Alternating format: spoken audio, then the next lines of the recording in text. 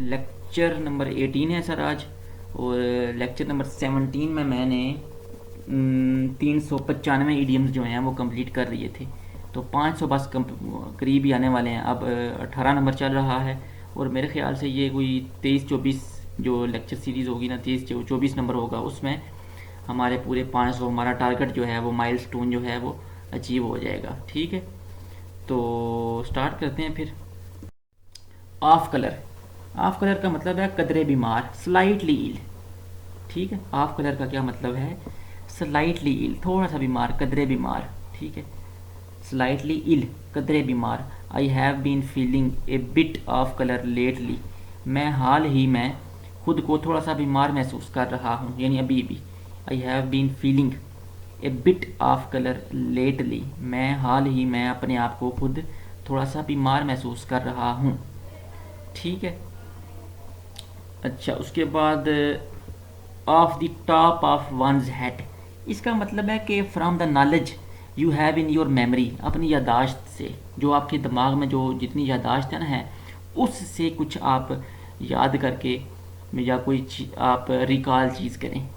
ठीक है, from the knowledge, उस इलम से, you have in your memory, जो आपकी यादाश्त में है। तो आप सेंटेंस देखें।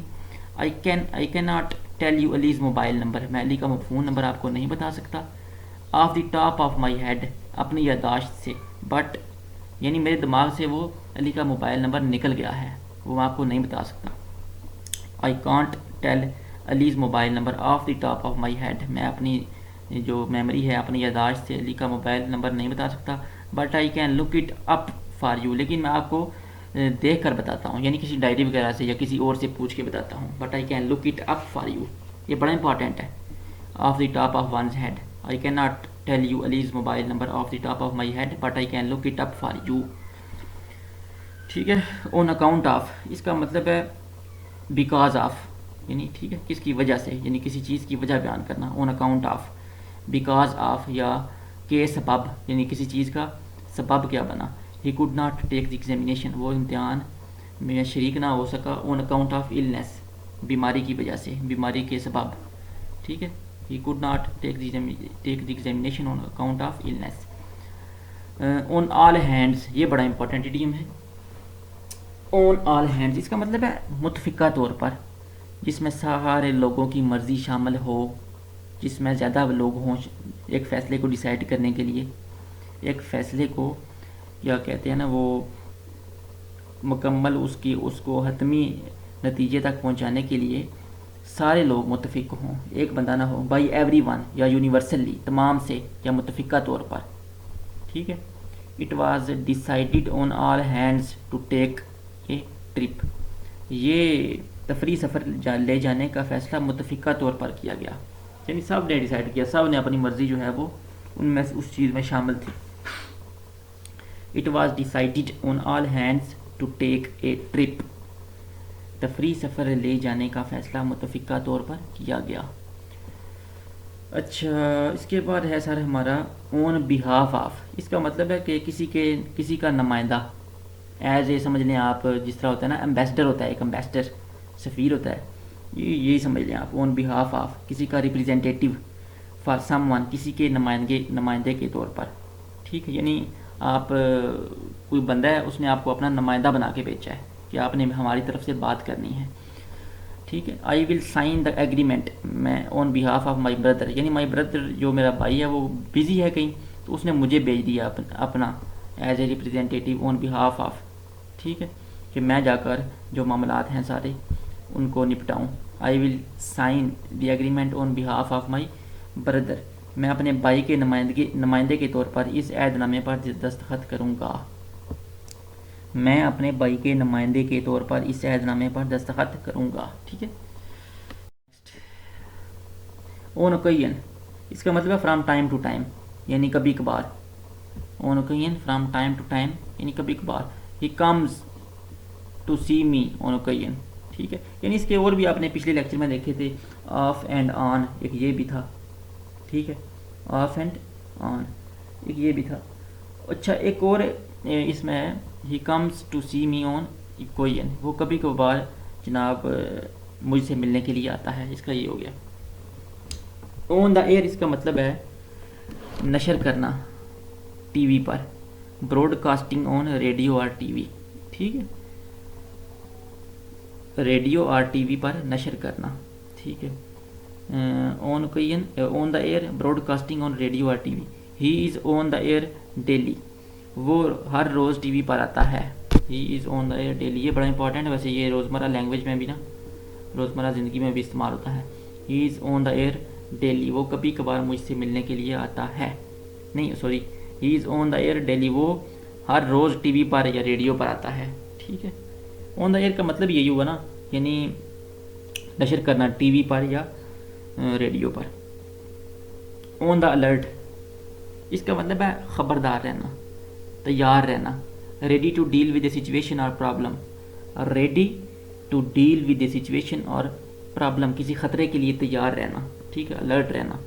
The army was ordered to remain on the alert, फ़ौज को ख़बरदार रहने का हुक्म दिया गया। The army was ordered to remain on the alert, the army was ordered to remain on the alert. इसके बाद सर आता है, ये थोड़ा सा ट्रिकी इडियम है next, on the horns of a dilemma. On the horns of a dilemma इसका मतलब है कि दो नामुवाफ़िक हालात में से किसी एक को मुंतखब करना, दो नामुवाफ़िक हालात में से किसी एक को मुंतखब करना, यानी to choose one of the two undesirable courses, यानी दोनों चीज़ें आपके पास, दो ऑप्शन हैं लेकिन दोनों ही नामुवाफ़िक हैं, अनडिज़ायरेबल हैं, आपको पसंद नहीं है, आपके ख़िलाफ़ जा रहे हैं, लेकिन आपको चूज़ तो करना पड़ेगा, ठीक है। तो ये होता है on the horns, on the horns of a dilemma, to choose one of the two undesirable courses, to choose one of the two undesirable courses.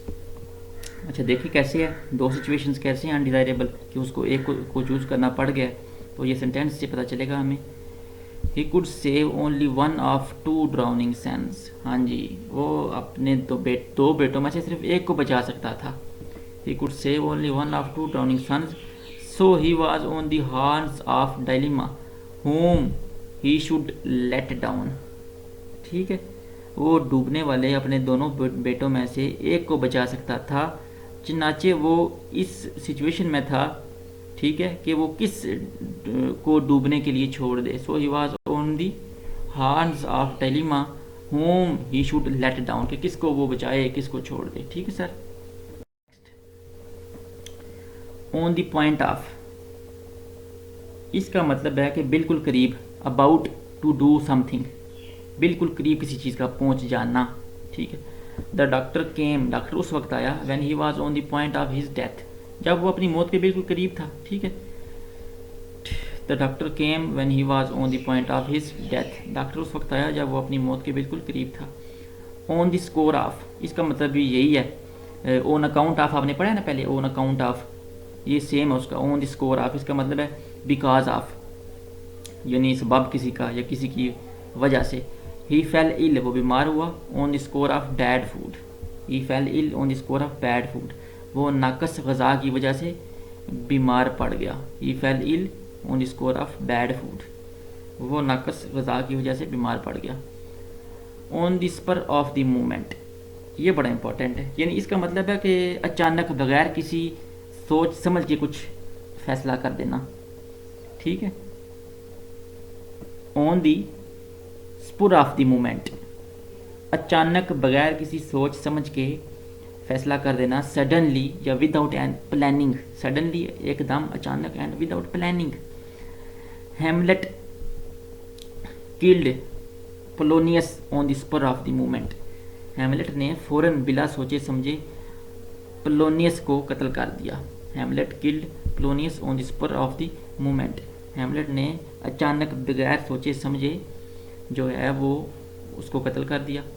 On the whole, on the whole इसका मतलब है कि मजमूई तौर पर, on the whole, on the whole the novel is pretty good, यानी इसका मतलब है ऑन दी होल का मजमूई तौर पर, taking everything into consideration, taking everything into consideration, मजमूई तौर पर on the whole the novel is pretty good. ठीक है। उसके बाद वंस फॉर ऑल, इसका मतलब है हतमी तौर पर, हमेशा के लिए, कम्प्लीटली एंड फाइनली, हतमी तौर पर एंड कम्प्लीटली एंड फाइनली, हतमी तौर पर, once for all, let us settle this dispute once and for all, इस मामले के बारे में हतमी फैसला कर लें। ठीक है। Let us settle this dispute once and for all, ठीक है, हतमी तौर पर इसका आओ फैसला कर लें। नेक्स्ट, तो सर ये 412 हो गए कंप्लीट, बस 80 ईडियम्स रह गए टोटल, फिर हमारा ये जो सीरीज़ है वो ख़त्म हो जाएगी, फिर इसके बाद कुछ नया स्टार्ट करेंगे। तो ये ईडियम साथ साथ लिखते जाएं, इनकी प्रैक्टिस करें। बड़ा जनाब ये बहुत प्रोडक्टिव सेशन है ये, ठीक है, आपको कुछ ना कुछ मिलेगा। ठीक है सर। और साथ साथ नोट्स बनाएं, और बेस्ट नोट्स वही हैं जो आप खुद प्रिपेयर करते हैं।